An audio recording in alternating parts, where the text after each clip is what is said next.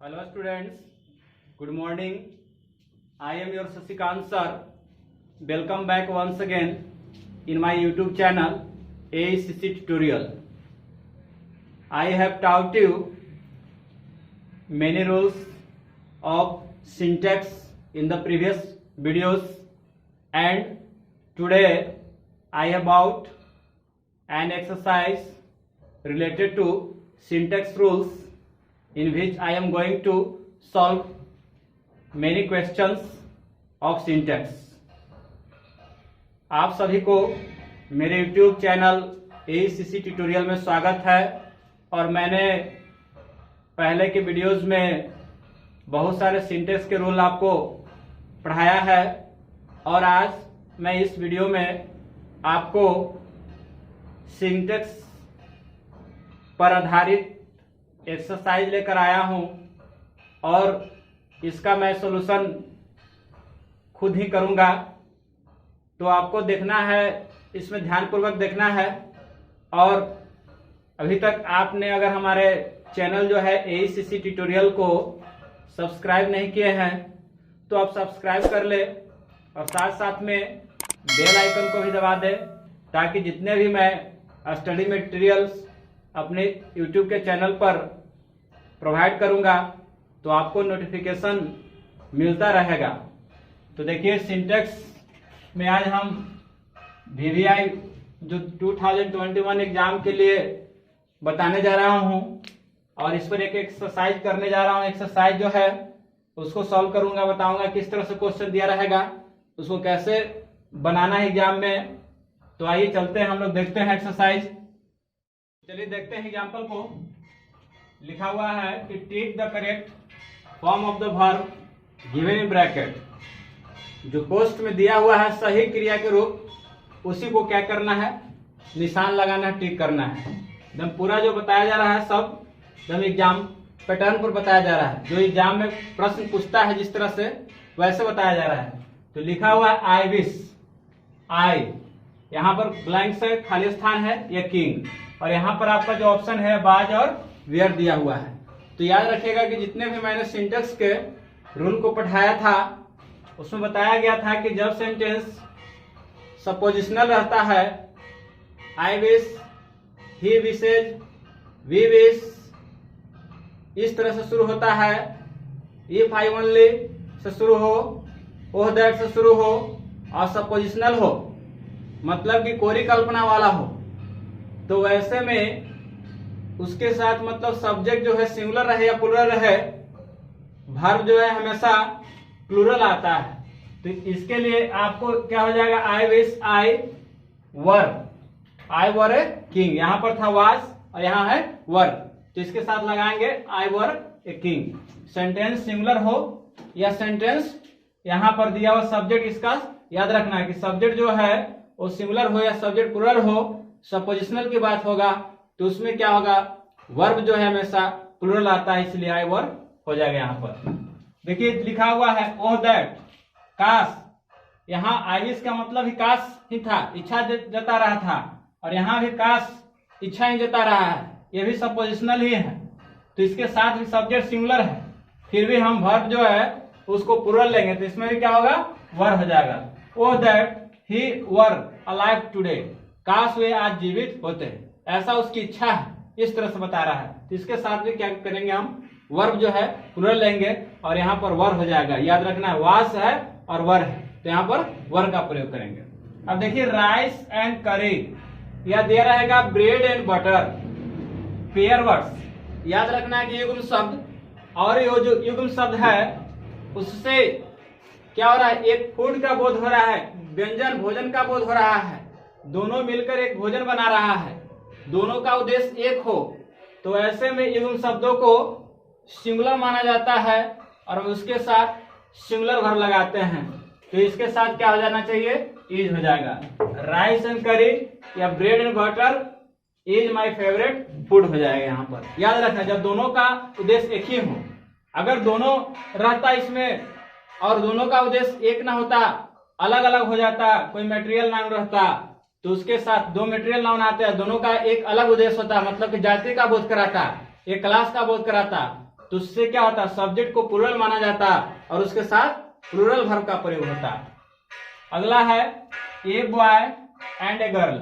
याद रखना है कि दो सिंगुलर नाउन जब एंड से जुड़ा हुआ रहे, दो सिंगुलर नाउन है, एंड से जुड़ा हुआ है और किसी सेंटेंस के सब्जेक्ट के रूप में आया है और दोनों में अगर आर्टिकल या पोसेसिव एडजेक्टिव लगा रहा है तो ये दोनों अलग अलग का बोध हो रहा है और दोनों अलग अलग का बोध होता है तो ये सब्जेक्ट हो जाता है प्लूरल और वर्ब भी लगता है प्लूरल। तो क्या आ जाएगा, लव ईच अदर।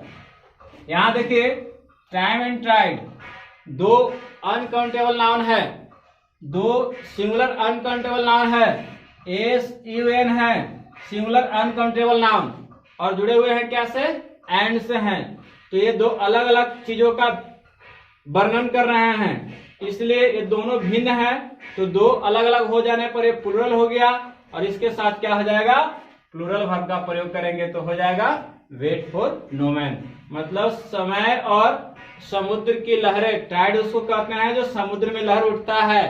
समुद्र की लहरें किसी भी व्यक्ति का इंतजार नहीं करता है। देखिए ऑयल एंड वाटर, ये दो अलग अलग है मटेरियल नाउन, अनकाउंटेबल नाउन है, सिंगुलर अनकाउंटेबल नाउन है और दो अलग अलग चीजों का बोध करा रहा है। तो इसमें भी दोनों सब्जेक्ट अलग अलग हो गया तो प्लूरल सब्जेक्ट हो गया और प्लूरल वर्ब का प्रयोग हुआ। इसलिए oil and water do not mix. याद रखना है डू नॉट यहां प्रयोग करेंगे, यहां प्रयोग करेंगे वेट। अगला है माय फादर एंड मदर। अब याद रखना है कि दो सिंगुलर नाउन एंड से जुड़े हुए हैं और एक में जो है पॉसेसिव एडजेक्टिव लगा हुआ है, एक में नहीं लगा हुआ है। ये जो क्या है father and mother pair words है, brother and sister pair words आता है। और याद रखना कि माता पिता, भाई बहन, चाचा चाची, अंकल एंड आंट, याद रखना दादा दादी, ऐसे पेयर वर्ड आए और उससे संबंध का बोध हो और उससे संबंध का बोध हो और किसी में पोसेसिव एडजेक्टिव या आर्टिकल लगा हो तो क्या हो जाता है, सब्जेक्ट प्लूरल हो जाता है और उसके साथ वर्ब भी जो है प्लूरल लगता है। तो यहां पर क्या हो जाएगा, are proud of me. The principal and secretary, याद रखना है इसमें एक जो दोनों सिंगुलर नाउन है एंड से जुड़ा हुआ है, पहलका में जो लगा हुआ है आर्टिकल, दूसरा में आर्टिकल नहीं लगा हुआ है। इससे यही याद रखना है कि एक ही व्यक्ति है जो प्रिंसिपल भी है और सेक्रेटरी भी है, मतलब कि प्रचार भी है और सचिव भी है। तो जब एक ही व्यक्ति दोनों पोस्ट धारण किया हुआ है तो व्यक्ति क्या हो गया, सिंगुलर हो गया, तो सब्जेक्ट सिंगुलर हो जाएगा तो सिंगुलर वर्ब लगेगा। तो यहाँ क्या हो जाएगा, वाज। यहाँ पर क्या लगाएंगे, वाज लगा देंगे। अगला है the principal and the secretary. अब दोनों में जब आर्टिकल लग गया हो, दोनों सिंगुलर नाउन के पहले आर्टिकल लग गया है तो दो अलग अलग व्यक्तियों का बोध हो रहा है। जब दो अलग अलग व्यक्तियों का बोध हो रहा है और सब्जेक्ट के रूप में आया है तो सब्जेक्ट उसको प्लूरल माना जाता है और वर्ब उसके साथ प्लूरल लगाते हैं तो क्या हो गया, वर्ब का प्रयोग करेंगे। अब देखिए यहां पर याद रखना है कि दो सिंगुलर नाउन एंड से जुड़े हुए हैं और उसके बाद याद रखना है कि उसमें है जो एडजेक्टिव लगा हुआ है।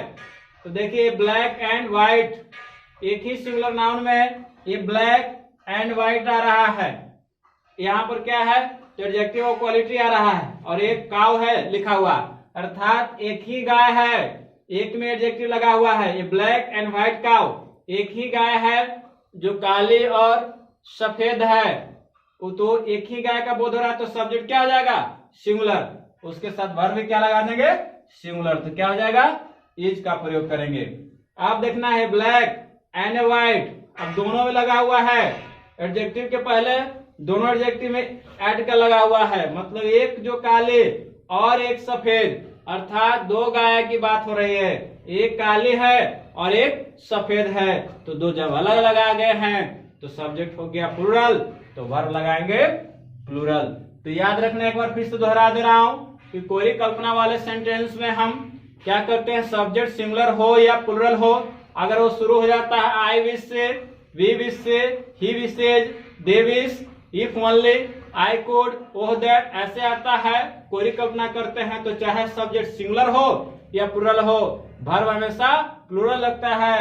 अगर दो पेयर वर्ड्स आता है, दोनों का उद्देश्य एक होता है, जैसे bread and butter, rice and curry, horse and carriage, bag and baggage, इस तरह से आता है, एक ही उद्देश्य वाला है, तो सिंगुलर वर्ब लग जाता है। अगर दो सिंगुलर नाउन एंड से जुड़े हुए हो, दोनों में आर्टिकल लगा रहता है, तो सब्जेक्ट प्लूरल हो जाता है, प्लूरल वर्ब लगाते हैं। दो सिंगुलर नाउन जुड़ा हुआ हो, दोनों का मतलब एक में एडजेक्टिव लगा हो, एक में आर्टिकल लगा हो, या एक में पोसेसिव एडजेक्टिव लगा हो और दूसरा में नहीं लगा हो, और उससे रिलेशन का बोध हो, तो सब्जेक्ट प्लूरल हो जाता है, प्लूरल वर्ब लगते हैं उसके साथ। अगर दो सिंगुलर नाउन जुड़ा हुआ हो, एक में पोसेसिव एडजेक्टिव या आर्टिकल लगा हो, एक में नहीं लगा हो, तो उससे एक ही व्यक्ति का बोध होता है और वो सिंगुलर सब्जेक्ट माना जाता है, सिंगुलर वर्ब लगता है। लेकिन दो सिंगुलर नाउन एंड से जुड़ा हो, दोनों में आर्टिकल लग जाता है या दोनों में पोसेसिव एडजेक्टिव लग जाता है, तो दो अलग अलग व्यक्तियों का बोध होता है और प्लूरल माना जाता है, प्लूरल सब्जेक्ट का प्रयोग करते हैं। दो अनकाउंटेबल नाउन एंड से जुड़ा हुआ है, उससे जाति का बोध होता है, किसी अलग चीज का बोध करा रहा है, तो प्लूरल सब्जेक्ट माना जाता है, प्लूरल वर्ब लगाते हैं।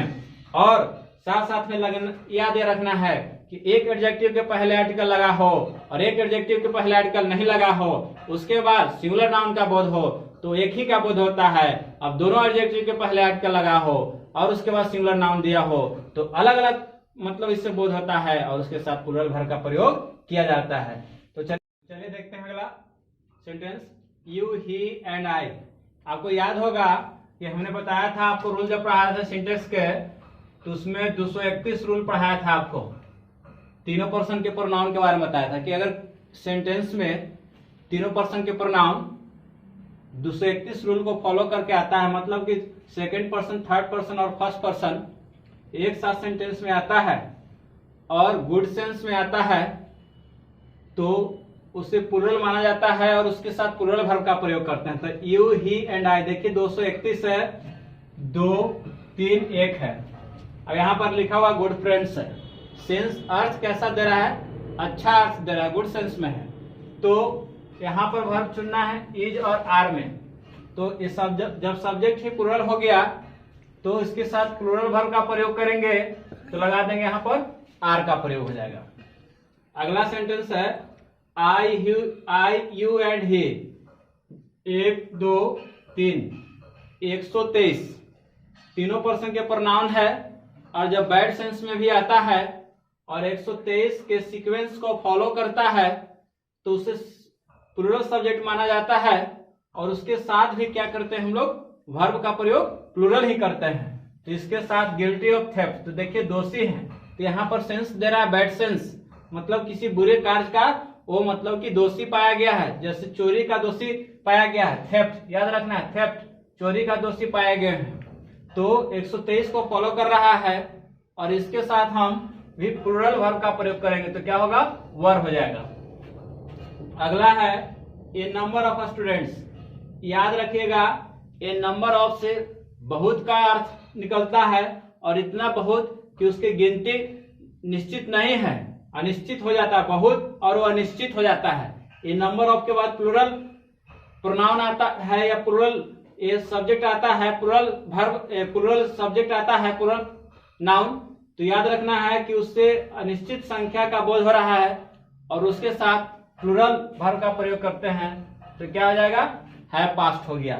लेकिन द नंबर ऑफ आता है तो द नंबर ऑफ से निश्चित व्यक्ति या वस्तु का बोध होता है और उसके साथ सिंगुलर वर्ब का प्रयोग किया जाता है, जिसके साथ हो जाएगा हैज का प्रयोग करेंगे। फिर है 3/4 रहे या 1/4 रहे या 2/3 रहे और उसके बाद ऑफ रहे और उसके बाद singular SCN singular countable noun दिया रहेगा तो सिंगुलर वर्ब लगेगा। मतलब याद रखना 3/4, 1/4, 2/3, 1/3 इस तरह से रहे, ऑफ दिया रहे और उसके बाद सिंगुलर काउंटेबल नाउन रहेगा तो सिंगुलर वर्ब का प्रयोग किया जाएगा, तो इसके साथ हो जाएगा इस का प्रयोग करेंगे। 3/4 ऑफ द, अब यहाँ पर देखिए 3/4 ऑफ द के प्लूरल काउंटेबल नाउन आया पीसीएन, तो क्या हो जाएगा, प्लूरल वर्ब का प्रयोग कर देंगे, तो यहाँ पर हो जाएगा आर का प्रयोग हो जाएगा। अब देखिए each pen and each pencil. अब याद रखना कि दो गो सिंगुलर नाउन है और उसके पहले जो सिंगुलर नाउन है उसके पहले इच लगा हुआ है, तो इच का प्रयोग होता है प्रत्येक के सेंस में, तो भी क्या हो जाता है, सिंगुलर से माना जाता है, और उसके साथ सिंगुलर वर्ब का प्रयोग करते हैं, तो क्या हो जाएगा, इज का प्रयोग करेंगे। अब देखिए द परसेंटेज है, द परसेंटेज ऑफ से क्या हो जाता है कि निश्चित का बोध हो जाता है, the percentage of expert teachers. The percentage of के बाद प्लूरल नाउन भी आएगा तो सब्जेक्ट उसको डिफिनिट माना जाता है निश्चित, और वो सब्जेक्ट क्या हो जाता है, सिंगुलर हो जाता है, और उसके साथ सिंगुलर वर्ब का प्रयोग करते हैं, तो क्या हो जाएगा, the percentage of expert teachers is very low. मतलब कह रहा है कि विशेषज्ञ शिक्षकों की संख्या बहुत न्यून है, लो मतलब न्यून या कम है। अब देखिए वन ऑफ द के बाद प्लूरल नाउन आता है, क्योंकि सुपरलेटिव डिग्री पढ़े होंगे आप कि वन ऑफ द आता है उसमें, तो वन ऑफ द के बाद क्या आता है, प्लूरल नाउन आता है, तो उसमें क्या होता है, में से एक, बहुत सारे में से एक। जब बहुत सारे में से एक का बोध हो जाएगा तो याद रखना कि सब्जेक्ट तो ऐसे ही सिंगुलर हो गया, तो इसके साथ क्या लगेगा, सिंगुलर वर्ब लगेगा, तो हो जाएगा इज। याद रखना में से एक, बहुत सारा है उसमें से एक। अब है एवरीबॉडी। अब देखिए एवरीबॉडी लिखा हुआ है जिसमें indefinite pronoun everybody, anybody, somebody, nobody या एवरीवन, एनीवन, समवन, नोवन या दे रहेगा, जिससे क्या होता है, इंडेफिनिट प्रोनाउन सिंगुलर हो जाता है, और सिंगुलर हो जाता है तो सब्जेक्ट सिंगुलर जब हो गया, सब्जेक्ट के रूप में आया किसी सेंटेंस में तो सिंगुलर हो जाएगा, तो अपने साथ भी क्या करेगा, सिंगुलर ही वर्ब का प्रयोग, अपने साथ ही सिंगुलर ही वर्ब लेगा, तो इसके साथ हम सिंगुलर वर्ब का प्रयोग करेंगे। उसके बाद है नथिंग, तो ये भी क्या है, इंडेफिनिट प्रोनाउन, वस्तु के लिए आता है थिंग, वन और बॉडी का प्रयोग व्यक्ति के लिए करते हैं, और थिंग का प्रयोग इंडेफिनिट प्रोनाउन में वस्तु के लिए करते हैं, तो एवरीथिंग, समथिंग, नथिंग, एनीथिंग आएगा, तो इससे भी क्या होगा, उस सिंगुलर ही सब्जेक्ट रहेगा जिस सेंटेंस में आ जाएगा पहले, और अपने साथ भी क्या करेगा, उस सिंगुलर ही वर्ब लेगा, तो इसके साथ भी क्या हो जाएगा, इज का प्रयोग होगा। अगला की ओर चलते हैं, द रिच। याद कीजिएगा कि जब एडजेक्टिव में द लगा देते हैं एडजेक्टिव से पहले, तो उससे क्या होता है, उसका जाति का बोध हो जाता है, तो ऐसे रिच मतलब होता है अमीर, लेकिन द रिच लगा दिए जिससे अमीर व्यक्ति का बोध हो गया, बहुत सारे लोगों का बोध हो जाता है, तो सब्जेक्ट बन गया प्लूरल, तो वर्ब भी लेगा प्लूरल हो जाएगा। द रिच आर अनहैप्पी, मतलब कि अमीर लोग नाखुश रहते हैं। और है मिजल्स, याद रखना है मिजल्स, मैंने आपको रूल्स में बहुत सारा पढ़ाया था कि कुछ ऐसे बीमारियों का नाम है, खेलों का नाम है, देश का नाम है, भाषाओं का नाम है, विषयों का नाम है, जो देखने में क्या लगता है, प्लूरल लगता है, क्योंकि उसके अंत में एस लगा रहता है, फिर भी वो सिंगुलर होते हैं, और इसके साथ हमेशा सिंगुलर वर्ब का प्रयोग किया जाता है। तो मिजल्स जो है एक बीमारी का नाम है, तो मिजल्स इज क्या हो जाएगा, डिजीज। मिजल्स क्या है, बीमारी है। तो आशा करता हूं आप अगर नोट करना चाहते हैं तो आप इसको नोट भी कर सकते हैं, नोट डाउन कर ले, और आशा करता हूं कि ये जो हमने एक्सरसाइज बताया सिंटेक्स का, जो एग्जाम से बहुत ही वेरी वेरी रिलेटेड क्वेश्चन है एग्जाम के लिए, और इसी में से एग्जाम में क्वेश्चन पूछता है सिंटेक्स के, तो ये आपको बहुत ही अच्छा लगा होगा पढ़कर रूल, क्योंकि ये लास्ट क्लास था मेरा सिंटेक्स का, क्योंकि इससे पहले मैंने बहुत सारे रूल्स पढ़ा दिए हैं आपको, और एक्सरसाइज एक तरह से समझिए कि ये आपका एक्सरसाइज था सिंटेक्स का, जिसको आपने प्रैक्टिस अभी आपको हम करके बताया, आपको रूल समझाकर आपको बताया कि इसके साथ कौन सा वर्ब का प्रयोग करते हैं। तो आज के लिए इतना ही।